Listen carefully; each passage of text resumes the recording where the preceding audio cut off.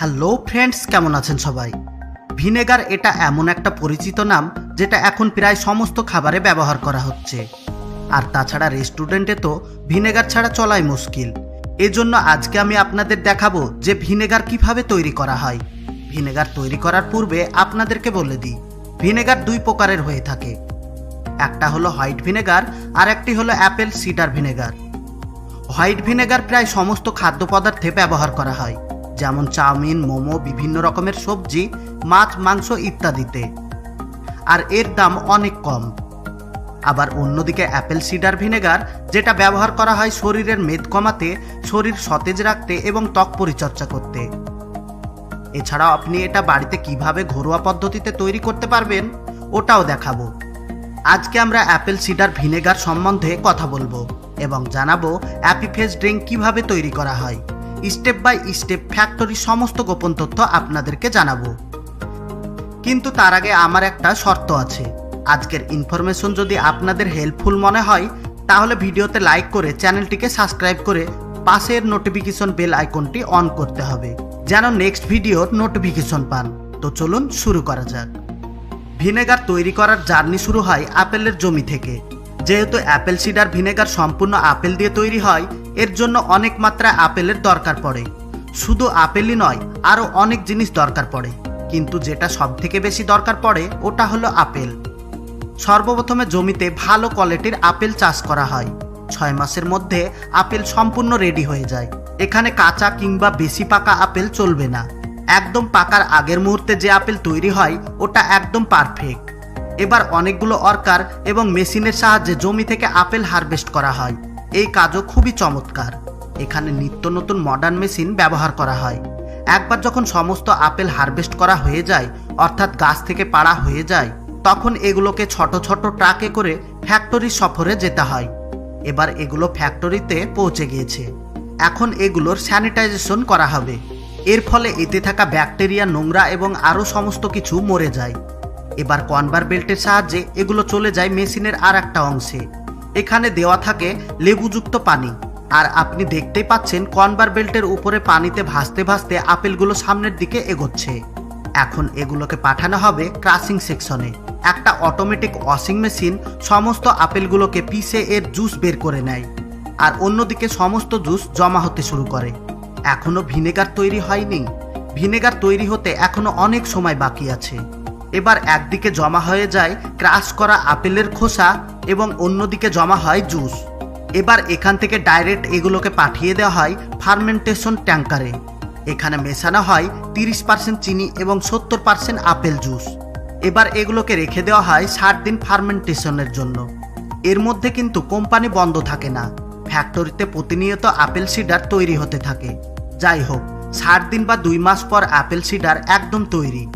এবার বাকি যে বেঁচে থাকা আপেলের টুকরোগুলো ছিল, অর্থাৎ ক্রাশ করা আপেলগুলো ছিল, ওগুলোকেও ফার্মেন্টেশন করার জন্য রেখে দেওয়া হয়েছিল অন্য একটা ট্যাঙ্কারে। আর ওখানেও ঠিক একই প্রসেস অ্যাপ্লাই করা হয়েছিল, চিনি এবং আপেল। ফার্মেন্টেশন চলাকালীন এতে অনেক বেশি মাত্রায় ব্যাকটেরিয়া তৈরি হয়। আর চিনি এবং আপেল মিশে গিয়ে আলাদা রকমের কেমিক্যাল রিয়াকশন করে। আর তৈরি হয়ে যায় অ্যাপেল সিডার ভিনেগার। এর মধ্যে কিছু মাত্রায় ল্যাকট্রিক অ্যাসিড মেশানো হয়। আর আপেলের যে জুস পচানো হয় সেটা সম্পূর্ণ অ্যালকোহলে পরিণত হয়ে যায়। আর যারা ভিনেগার পান করেছেন তারা তো জানেন এর স্বাদ কেমন। যারা খাননি তাদেরকে বলে দিচ্ছি, অ্যাপেল সিডার ভিনেগার আপনি যদি মুখে দেন তাহলে মনে হবে যেন আপনি 1000 লেবু একসঙ্গে মুখে দিয়েছেন। অর্থাৎ এর স্বাদের সাথে কোনো কিছু তুলনা করা যাবে না। এর স্বাদ সম্পূর্ণ আলাদা। অর্থাৎ আপনি যে টক খেয়েছেন তার থেকে 1000 গুণ বেশি। এর জন্য এগুলোকে খালি পান করতে হয় না, পানির সঙ্গে পান করতে হয়। এবার একবার এগুলো তৈরি হয়ে যাওয়ার পর ফিল্টার করা হয়। ফিল্টার হয়ে গেলে প্যাকিং হওয়ার জন্য একদম তৈরি। এবার এগুলোকে ছোট বড় মিডিয়াম সমস্ত বোতলে প্যাকিং করে পাঠিয়ে দেওয়া হয় বিভিন্ন জায়গায়। এবার আমি আপনাদের জানিয়ে দিই অ্যাপেল সিডার ভিনেগার খাওয়ার কিছু উপকারিতা এবং ক্ষতি। আপনাকে জানিয়ে দিই অ্যাপেল সিডার ভিনেগার কিন্তু শরীরের পক্ষে খুবই উপকারী, কিন্তু শুধুমাত্র তাদের জন্য যাদের শরীরে অতিরিক্ত ফ্যাট বা চর্বি থাকে। তাছাড়াও যদি আপনি প্রতিদিন রাত্রিবেলায় অ্যাপেল সিডার ভিনেগার আপনার ত্বকে ইউজ করেন তাহলে পিম্পল থেকে শুরু করে আরও সমস্ত ব্যাকটেরিয়া ঘটিত রোগ ভালো হয়ে যায়। এছাড়াও আরও অনেক উপকারিতা আছে। এবার আপনাদের জানিয়ে দিই এর কিছু নেগেটিভ পয়েন্ট। যদিও অ্যাপেল সিডার ভিনেগারের কোনো সাইড ইফেক্ট নেই, কিন্তু তবুও অতিরিক্ত সেবনের ফলে শরীর খারাপ হয়ে যেতে পারে। এছাড়াও যদি আপনার ত্বকে অ্যালার্জি থাকে তাহলে এটা কোনোভাবে ব্যবহার করা উচিত নয়। এর মার্কেট প্রাইস অনেক বেশি। এর 1 লিটারের দাম প্রায় 1000 টাকা। তো আমরা আগের শর্ত মেনে আছি তো। এখন ভিডিওতে লাইক করে চ্যানেলটি সাবস্ক্রাইব করুন এবং পাশের নোটিফিকেশন বেল আইকনটি অন করে অল নোটিফিকেশন সিলেক্ট করুন। না হলে নেক্সট ভিডিওর নোটিফিকেশন আপনি পাবেন না, কারণ আমরা এরকম মজাদার ভিডিও প্রতিনিয়ত আপনাদের জন্য নিয়ে আসি। এত সব কিছু তো বললাম, এবার আমি আপনাদের এটাও বলে দিই এত সুন্দর প্রয়োজনীয় জিনিস আপনি বাড়িতে ঘরোয়া পদ্ধতিতে কি করে তৈরি করতে পারবেন। অ্যাপেল সিডার ভিনেগার তৈরি করার জন্য সর্বপ্রথমে আপেলকে মার্কেট থেকে ভালো কোয়ালিটির আপেল কিনে আনতে হবে। এবার আপেলগুলোকে কেটে ছোট ছোট পিস করে নিন এবং এক সাইডে জমা করে রাখুন।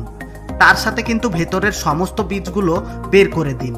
এবার দরকার একটা কাচের বিকার, বা আপনি চাইলে কাচের একটা ছোট্ট জার ব্যবহার করতে পারেন।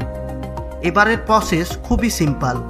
এখন আপনাকে একটা কাচের জারে আপেল লোড করে নিতে হবে। তার সাথে পরিমাণ মতো চিনি দিতে হবে। এর সাথে এখানে দিয়ে দিন পানি।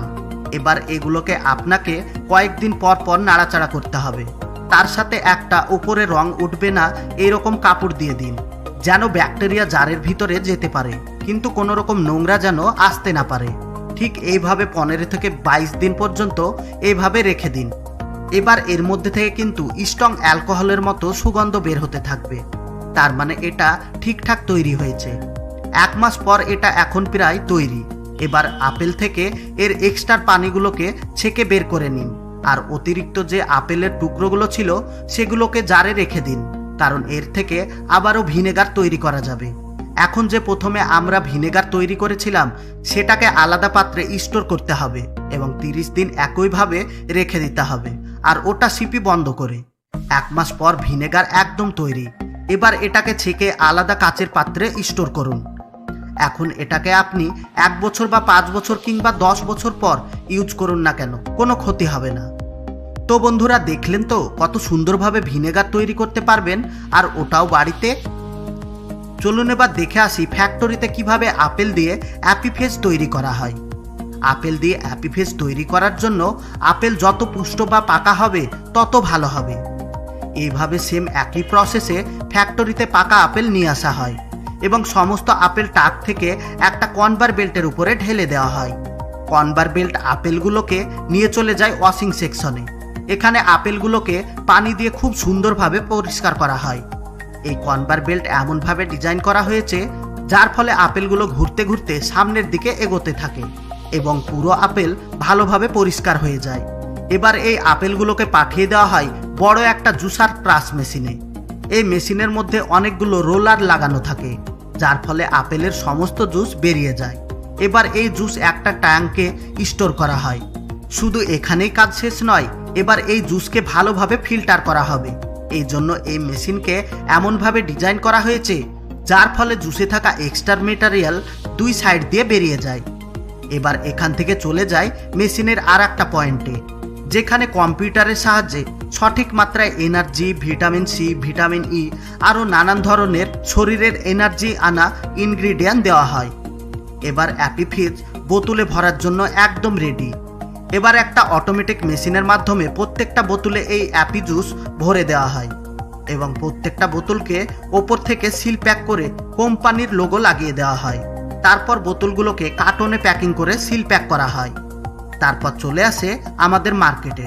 তো বন্ধুরা, দেখলেন তো কত জার্নি পার করার পর এই অ্যাপি ফিজ তৈরি করা হয়। আর বন্ধুরা, সব লাস্টে জরুরি কথা, আমরা যেন এর থেকে আরও সুন্দর সুন্দর ভিডিও বানাতে পারি, এই জন্য ভিডিওতে লাইক দিয়ে বন্ধুদের সঙ্গে শেয়ার করুন।